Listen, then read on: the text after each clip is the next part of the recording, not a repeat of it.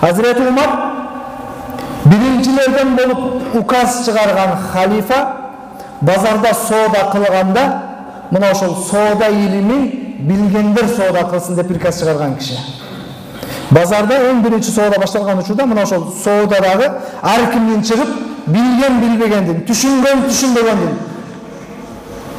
өзү адис эмес нерсеге аралашуудан тыйган эң биринчи указды Hazreti Umar чыгарган.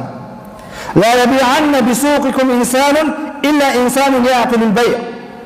Seledin bazarыңарда акыл эси жок, soda илимин билбеген бирөө түшүп алып soda кылбасын дейт.